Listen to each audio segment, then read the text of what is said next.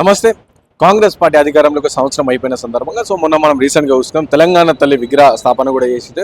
అందులో చాలా మంది కొంతమంది 9 మంది ఉద్యమకారులు కావచ్చు, కళాకారులు కావచ్చు, లేకపోతే వీళ్ళని కూడా సన్మానించుకోవడం జరిగింది. అయితే ఇందులో మెయిన్గా ప్రధానంగా చూసుకుంటా అంటే తెలంగాణ తల్లి విగ్రహం ఏదైతే అది పాత విగ్రహమే బాగుంది, ఈ తల్లి కాంగ్రెస్ తల్లి అని చెప్పి బీఆర్ఎస్ పార్టీ వ్యాఖ్యానిస్తుంది. ఈ వ్యాఖ్యాన నేపథ్యంలో అలాగే వాళ్ళు సొంతంగా కూడా అక్కడక్కడగా శంకుస్థాపన చేస్తున్నారు. మా తెలంగాణ తల్లి విగ్రహం మా ఇష్టం వచ్చి మేము పెట్టుకుంటాం, మీరు జియో పాస్ చేయడం ఏంది అని చెప్పేసి కాంగ్రెస్ పార్టీని నిలదీస్తున్న పరిస్థితి. మాట్లాడడం దీనిపైన మనతో పాటు మాట్లాడడానికి TPCC general secretary Charan Kaushik Yadav గారు ఉన్నారు. అన్న నమస్తే. అన్న నమస్తే. నమస్తే. కాంగ్రెస్ పార్టీ తెలంగాణ తల్లి విగ్రహాన్ని ఏర్పాటు చేసింది. మా సొంత తల్లి లాగుందని చెప్పి చెప్తా ఉన్న నేపథ్యంలో ఇటు బీఆర్ఎస్ పార్టీ ఏమో తెలంగాణ తల్లి కాదు, ఆమె కాంగ్రెస్ పార్టీ తల్లి, వాళ్ళకి సంబంధించిన తల్లి అని చెప్పేసి బీఆర్ఎస్ పార్టీ అంటారు. మీరేం? తెలంగాణ తల్లి 2007లో మొదటిసారి తెలంగాణ రాష్ట్రంలో తెలంగాణ తల్లి విగ్రహాన్ని ఆనాడు యాదాద్రి జిల్లాలో విజయశాంతి గారు ప్రారంభించారు. ఆ విగ్రహాన్ని తయారు చేసింది సుధగాని వెంకటేష్ అని ఆనాడు తయారు చేశారు. ఆ విగ్రహము ఇప్పుడు తెలంగాణ రాష్ట్రంలో పెట్టిన విగ్రహం సేమ్ ఉంటే కొన్ని చేర్పు మార్పులు చేసి మేధావుల సలహాలు, ఉద్యమకారులు, కవులు, కళాకారులు, తెలంగాణ సమాజం హర్షించే విధంగా ఒక మైసమ్మ, పోచమ్మ, లేదు ఎల్లమ్మ, లేకపోతే ఒక తెలంగాణ రాష్ట్రంలో ఒక సాధారణ గృహిణి ఏ విధంగా ఉంటుందో ఆ విధంగా సాకల ఐలమ్మలాగా తెలంగాణ సభ్య సమాజం ఒక అక్క, చెల్లి, అమ్మ ఏ విధంగా ఉందో ఆ తరహా విగ్రహం ఉందని చెప్పేసి తెలంగాణ సమాజం అంతా కూడా హర్షిస్తూ ఉంది. అనవసరంగా బీఆర్ఎస్ పార్టీకే బాధేస్తూ భయమేస్తూ తెలంగాణ తల్లి విగ్రహం మీద రాజకీయం చేసే ప్రయత్నం వారు చేస్తూ ఉన్నారు. ఖచ్చితంగా కాంగ్రెస్ ప్రభుత్వం ప్రజాప్రభుత్వం కాబట్టి ప్రజల నుంచి వచ్చినటువంటి స్పందన ఆధారంగా మాత్రమే తెలంగాణ రాష్ట్రం తెలంగాణ తల్లి విగ్రహాన్ని ఏర్పాటు చేశారు.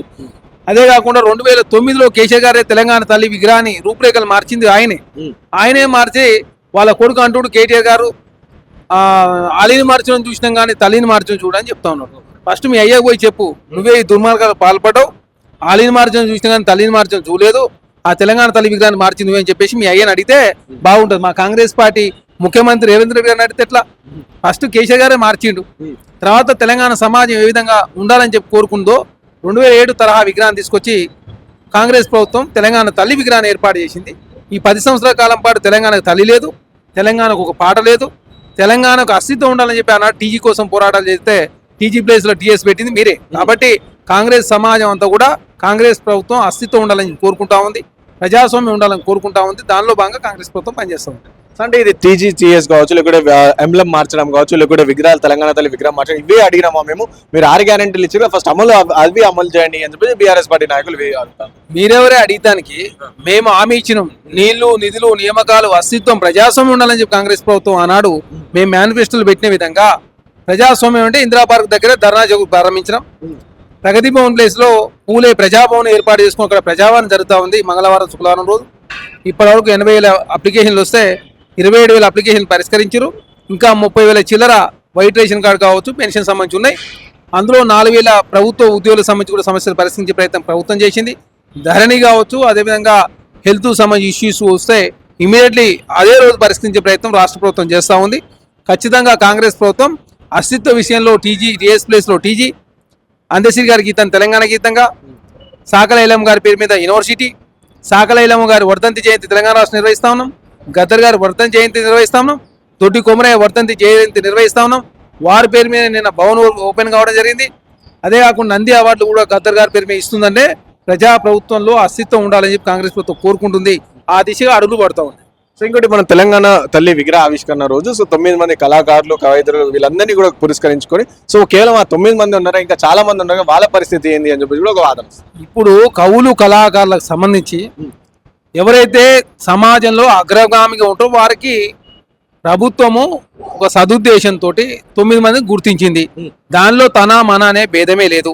బీఆర్ఎస్ పార్టీ సంబంధించి గోరెడ్డి వెంకన్న గారు ఉన్నారు, అదే కాకుండా జర్నలిస్ట్ నుంచి పాశం యాదగిరి గారు ఉన్నారు, అదే కాకుండా విమర్క లాంటి వాళ్ళకి ఇస్తుంటే వారు మాకు వద్దని చెప్పడంతో ప్రభుత్వము ఇక్కడ పారదర్శకంగా ఉండాలని చెప్పి ప్రభుత్వం భావించి తన మన అనేది లేదు. అదేవిధంగా నందిని సిద్ధారెడ్డి గారు లాంటి వాళ్ళకు కూడా సాహితీ అవార్డు ఇచ్చిన సందర్భం కాబట్టి ప్రజాప్రభుత్వంలో ప్రజలు ఏదని కూడా చేయడానికి ప్రజాప్రభుత్వం సిద్ధంగా ఉంది. దానిలో భాగంగా నిర్ణయం అనేది ఒక ఏదో డైన్ టేబుల్ మీద కూర్చొని తీసుకున్న నిర్ణయం కాదు. ఇది ప్రజాప్రభుత్వం కాబట్టి మేధావులతో చర్చించిన తర్వాత ఎవరికి అవార్డులు ఇవ్వాలా, ఎవరికి ఏమి ఇవ్వాలనేది ప్రభుత్వం డిసైడ్ చేస్తుంది తప్ప ఇక్కడ వేగా కేసీఆర్ గారు లాగా డైనమిక్ డెసిషన్స్ కాంగ్రెస్ ప్రభుత్వం అనేది అద్భుతంగా ప్రజారాజ్య పాలన అందిస్తూ ప్రజలు ఏదనుకుంటే అది చేస్తా ఉన్నారు. కేసీఆర్ లాగా డైనింగ్ టేబుల్ మీద కూర్చొని నిర్ణయాలు తీసుకోవడం లేదు కాంగ్రెస్ ప్రభుత్వం. సో ఇంకో విషయం ఇందులోనే ఈ ఉద్యమకాల కాంగ్రెస్ పార్టీ మేనిఫెస్టో ఉద్యమకారులను కావచ్చు వీళ్ళందరూ కూడా చూసుకుంటాం మేము వాళ్ళకి 200 గజాలు 250 గజాల స్థలం ఇస్తామని చెప్పి సో అది ఎప్పుడు ఇస్తారు? ఈ 9 మంది కోటి రూపాయలు ఆల్రెడీ ఇచ్చారు, సో వీళ్ళకి ఎప్పుడు ఇస్తారు అని చెప్పేసి కూడా అడుగుతారు. ఇప్పుడు ఇక్కడ ఉద్యమకారులకు సంబంధించిన ఆకాంక్ష నెరవేర్చే ప్రయత్నం చేస్తూ ఉంది. ఇక్కడ ₹1 ఇవన్నీ కూడా కాంగ్రెస్ ప్రభుత్వం మేనిఫెస్టోలో పెట్టినవి కావు. ఇది తెలంగాణ రాష్ట్ర కవులు కళాకారులను గౌరవించుకునే ప్రయత్నంలో భాగంగా ప్రభుత్వం ఒక సాహసోపేతమైన నిర్ణయం తీసుకున్నది. ఇది ఉద్యమకారులకు సంబంధించి మేనిఫెస్టోలో పెట్టిన మాట వాస్తవం. దానికి 250 గజాలు ఇస్తానని చెప్పేసి ప్రభుత్వం ఆల్రెడీ మేనిఫెస్టోలో పెట్టింది. ఖచ్చితంగా భవిష్యత్తులో వారికి చెప్పినటువంటి మాటలు నిలుపుకునే ప్రయత్నంలో భాగంగా 4th సీట్లో అట్లాంటి ఏర్పాటు చేయాలని చెప్పేసి ప్రభుత్వం భావిస్తూ ఉంది. ఖచ్చితంగా ఉద్యమకారులను గౌరవించే ప్రభుత్వం కాబట్టి జూన్ 2వ తారీఖు నాడు ఉద్యమకారులను పిలిపించి గౌరవించుకున్నాం. అదే కాకుండా అమరుల కుటుంబాలను కూడా గౌరవించుకున్నాం.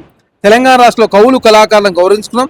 తెలంగాణకు ఒక తల్లి ఉండాలని చెప్పేసి భావించి తల్లిని ఏర్పాటు చేసుకున్నాం. గీతం ఏర్పాటు చేసుకున్నాం. టీఎస్ ప్లేస్లో డీజీ వచ్చింది. ఖచ్చితంగా తెలంగాణ ఆకాంక్ష పరితమల్లే విధంగా ప్రపంచం కీర్తించే విధంగా తెలంగాణ రాష్ట్రంలో ప్రతి ఇచ్చిన హామీ నెరవేర్చే ప్రయత్నంలో కాంగ్రెస్ ప్రభుత్వం ముందుకు పోతాం.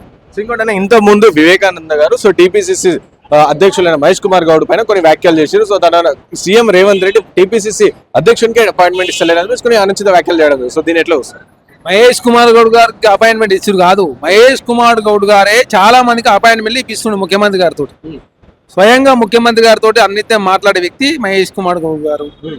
ఇక్కడ ప్రభుత్వాలలో ముఖ్యమంత్రి ఎంత కీలకంగా వ్యవహరిస్తాడో పార్టీలో అంత కీలకంగా ఉండే వ్యక్తి మహేష్ కుమార్ గౌడ్ గారు. ప్రభుత్వం పార్టీ అనుసంధానం చేసుకుంటూ ఇద్దరు నాయకులు మాట్లాడుకుంటూ ముందుకు తీసుకునే ప్రయత్నం జరుగుతూ ఉంది. దాన్ని అనవసరంగా రాద్ధాంతం చేసే ప్రయత్నాన్ని బీఆర్ఎస్ పార్టీ మానుకోవాలా. కేసీఆర్ గారు ఆనాడు డిప్యూటీ సీఎంగా ఉన్నట్టు మహమూద్ అలీ గారికి కనీసం ప్రగతి భవన్ రానేలే, ఆనాడు ఈటల రాజేంద్ర గారికి ప్రగతి భవన్ రానేలే. కేసీఆర్ గారిని ప్రశ్నించే దమ్ము ధైర్యం బీఆర్ఎస్ పార్టీ నాయకులే లేక కాంగ్రెస్ పార్టీ అధ్యక్షుడు డైనమిక్ పీసీ ప్లేన్ పట్టుకొని పప్పెట్ అని చెప్పి మాట్లాడడానికి తీవ్రంగా ఖండిస్తాం. పప్పెట్ కాదు, పనిమంతుడు కాబట్టే పీసీ ప్లేన్ అయ్యాడు. డమ్మి కాదు, డైనమిక్ కాబట్టే కాంగ్రెస్ పార్టీకి అధ్యక్షుడు అయ్యిండు, ఎమ్మెల్సీ అయ్యిండు, అంతకుముందు వర్కింగ్ ప్లేన్ ఉన్నాడు. కాబట్టి కాంగ్రెస్ పార్టీలో అంచెలంచెలుగా 40 సంవత్సరాల కాలం పాటు సుదీర్ఘంగా పనిచేసిన వ్యక్తి మహేష్ కుమార్ గౌడ్ గారు. మీలాగా తండ్రి పేరు చెప్పుకొని వివేకానంద లాగా ఆనాడు టీఆర్ఎస్ నుంచి పోటీ చేసిన 2009లో, 2014లో టీడీపీ పంగనామం పెట్టి మళ్ళీ టీఆర్ఎస్. అదే కాక కేసీఆర్ గారు ఏనాడు ప్రశ్నించలేదు, పర్లేదు మాట అనలేదు. మీరు మాట్లాడితే ఎట్లా? తెలంగాణ సమాజం హర్షించదు. కాంగ్రెస్ ప్రభుత్వంలో స్వేచ్ఛ సమానత్వం ఉంటుంది కాబట్టి ముఖ్యమంత్రి రేవంత్ రెడ్డి గారిని కూడా గాంధీ భవన్ పిలిపించి ప్రజా సమస్య పరిశీలించే ప్రయత్నం పీసీసీ ప్రెసిడెంట్ మహేష్ కుమార్ గౌడ్ చేస్తూ ఉన్నారు. కాంగ్రెస్ పార్టీ అధ్యక్షుడు మహేష్ కుమార్ గౌడ్ గారు ప్రభుత్వాన్ని పార్టీని అనుసంధానం చేసే ప్రయత్నంలో భాగంగా ముందుకు పోతాం. Thank you.